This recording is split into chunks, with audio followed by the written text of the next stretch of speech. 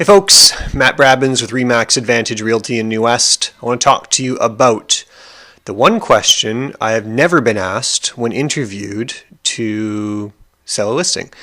Been doing this for 7 years, met with probably hundreds of different homeowners who have interviewed me to sell their home, and I've never been asked this question a single time, and that is, what portion of the total commission that the seller is paying is offered to the agent for the buyer?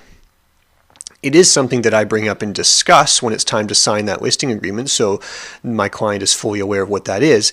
But if you don't know, and if you didn't know to ask, it's actually really important. The reason being that the agent for the buyer, that's how they're going to get paid. That's typically how they're paid, is you're going to pay your commission. Let's say that you have to pay a commission of $20,000, and about half of that goes to the agent for the buyer. Really, the buyer is paying for it because they're going to give you all the money for the house. You're going to subtract $20,000, and then $10,000 of it will go to the agent for the buyer. I'm using rough numbers, but you get the idea. The buyer is paying for it. They're just wrapping it into the mortgage. Our rules of cooperation as realtors says that the minimum that has to be offered to an agent for the buyer is $1. Just $1. That's not a lot of incentive for me. However, when I meet with a client, I typically explain to them how I'm going to get paid. It's fair that they understand what my motivation is and how I'm paid in the business.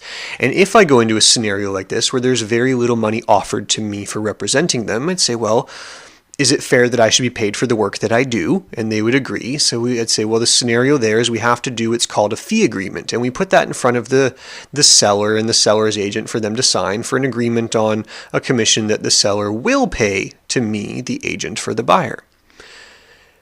The problem with that is it adds an extra conversation. It's a conversation I really don't want to have. The priority is negotiating on the property, the home, the other terms of the contract between the buyer and the seller.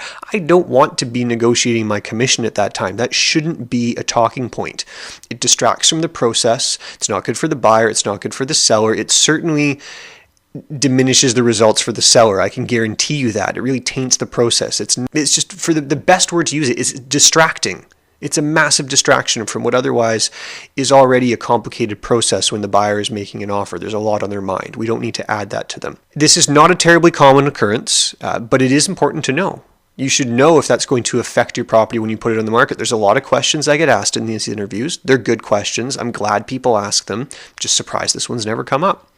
Another layer to this in understanding the compensation offered to the buyer agent, you should be aware of this, is in all of our listings we have what's called realtor remarks, and only agents can see those remarks on the listing. And it might say that showings are only allowed during specific times because of tenants or maybe a young baby or something like that. Or there's also comments around commission, and some of them say commission is as advertised unless the agent for the buyer is not present to accompany their client every time that they attend the property. Now, that may be the first showing, a third showing, the inspection, whatever it is. They're saying if they don't attend every time, by default, the commission they get is only $500. I don't know the enforceability of that. I don't really know a lot about the details of it, but all I ever really wonder when I see that is, I wonder if the seller knows that this is a caveat on their listing.